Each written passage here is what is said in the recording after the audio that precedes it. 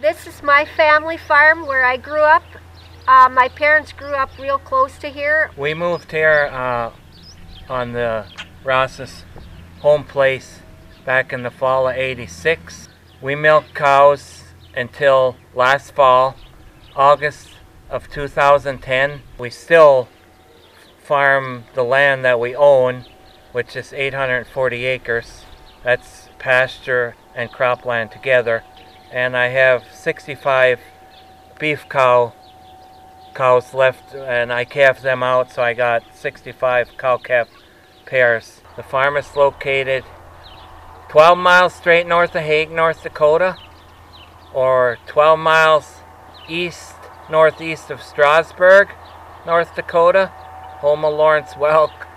And it's 12 miles east of Linton on Highway 13 and 6 miles south. So we're kind of in the middle of three towns, Hauge, Strasburg, and Linton. And when we moved here in the fall of '86, I believe we had 2 children at the time, Nicole and Matthew. Nicole is 27 right now, and Matthew's 25. Okay, and then after Matthew, we had Nancy and Nathan. They're twins, and they're 21. And then came Marissa, and she's 18. And Aaron and Alyssa, they're 13, and they're twins. The best thing I can see with our family is with Nathan's situation, all the care that he needs. They're all willing to help. I think the best thing is that we always can find something to do.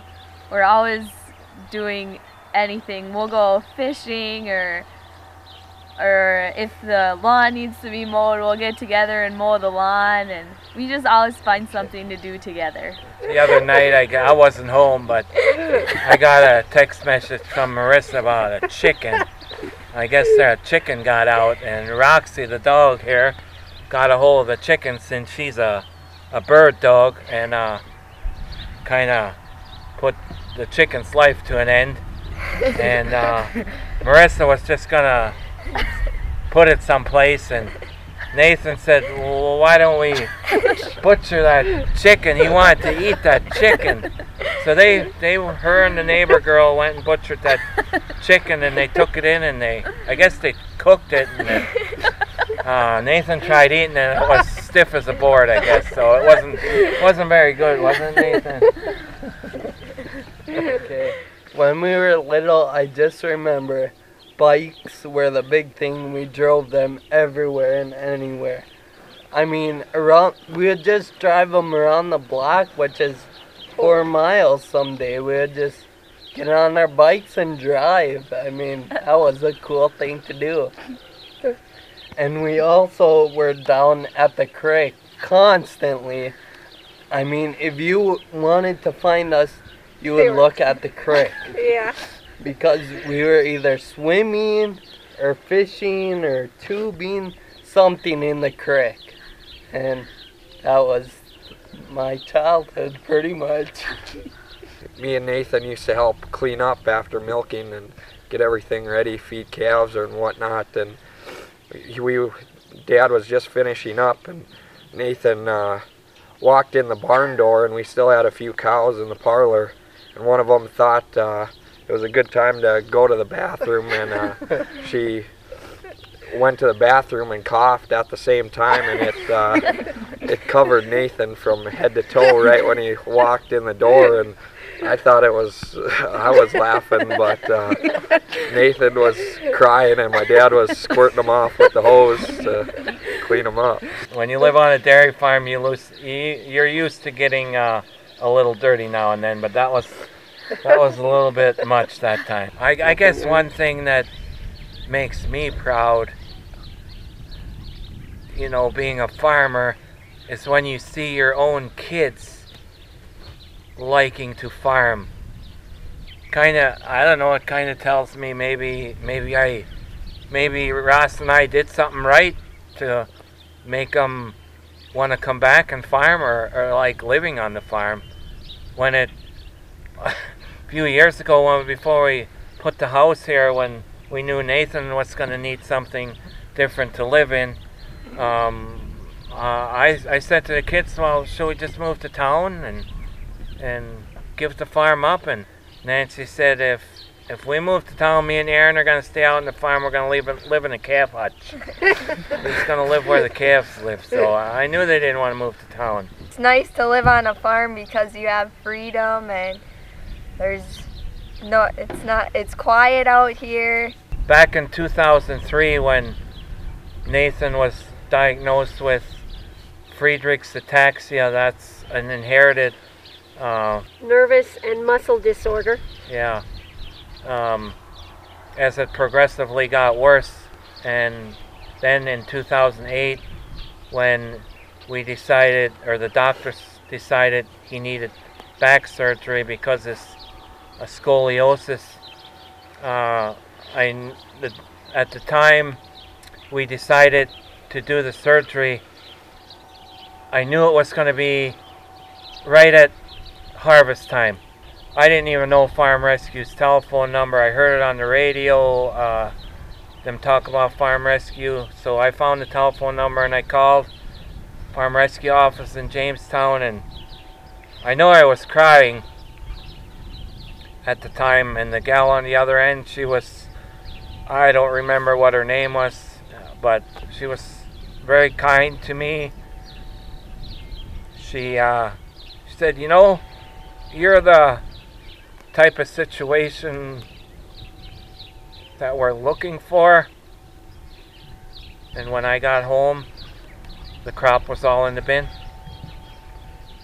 It was 160 acres, I think, Farm Rescue harvested for us. To some farmers, it's nothing, but for us, it was huge. It might not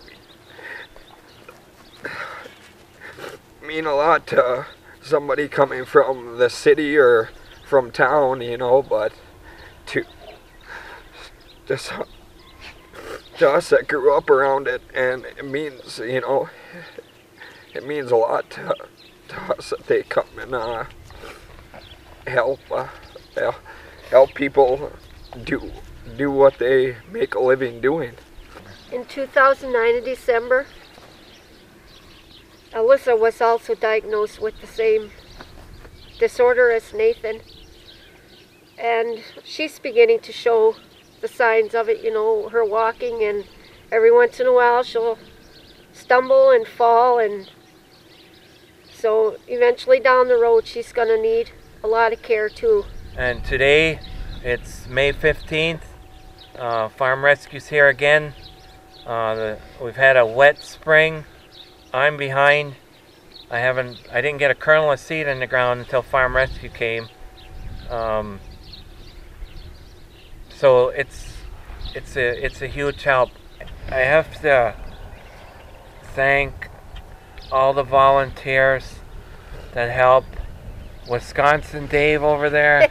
I guess the story I tell everybody is I lost my mom to cancer 10 years ago.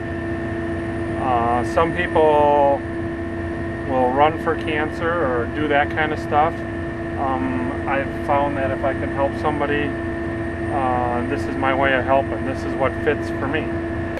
He's awesome. He's been the highlight of our weekend here. He's been joking around with the kids. The volunteers are all very kind and friendly.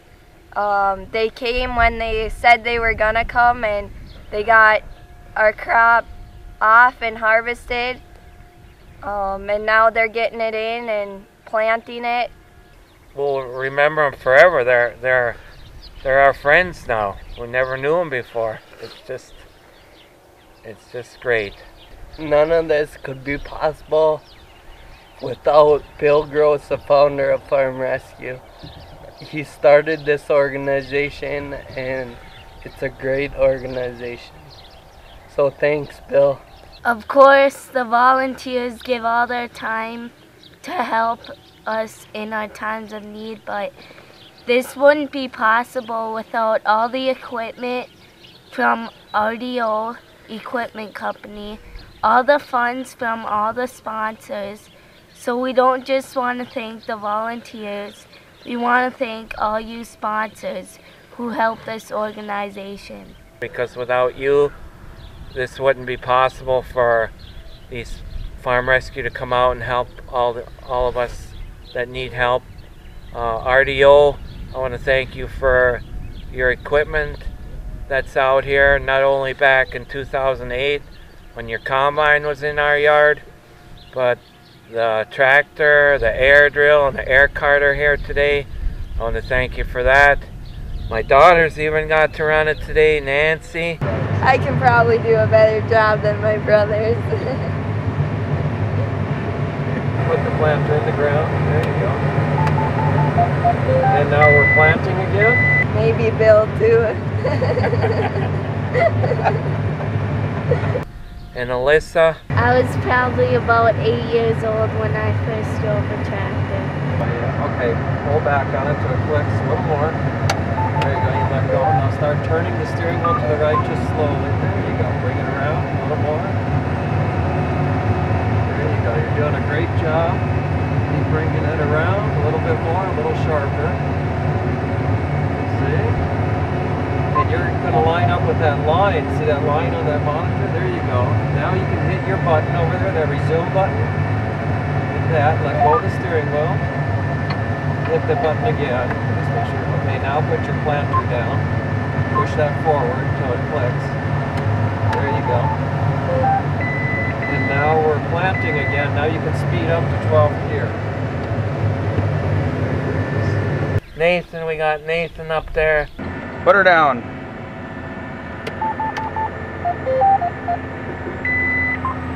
Cool. There you go. Perfect. Great turn. Now speed up a little bit. Okay. Aaron, he got to run it. Give her a little more juice. Okay, now push it, shift it up. Shift it up. Okay, there we go. It's all yours, bud. They all got to run it. Thanks for everything you do for Farm Rescue, RDO. If there's anybody out there that says we don't need Farm Rescue, I don't believe that. Years ago, when I was younger, growing up, the farms weren't as big, and if a neighbor needed help, and there were more kids, and my dad would send us down to the neighbors, or they would send one up if there was a need for extra help. But nowadays, the farms are so much bigger, not as many family members in each family. So if one farmer needs help, the other farmer pretty much has his own work to do. He doesn't have time to drop what he's doing and go and help the neighbor. So that's where Farm Rescue fills the gap. Sometime down the road, when I retire, if I'm able to, I'd sure like to, seeing all the volunteers out here, how much it means to us. I'd like to someday, if I got time and physically able to, I'd like to be a Farm Rescue volunteer. Is there anyone else here that would like to do it? Yeah, me too. I think we can run us women can run the equipment better than the men. And Dave over there. I'd encourage any farmer that has a need, at least call Farm Rescue. We're all proud. As farmers, we're all proud and don't like to ask for help. But I encourage anyone who needs help to please call Farm Rescue. It's a great organization, and I think I'm a proud person too. I didn't want to ask for help, but I needed help, and they came.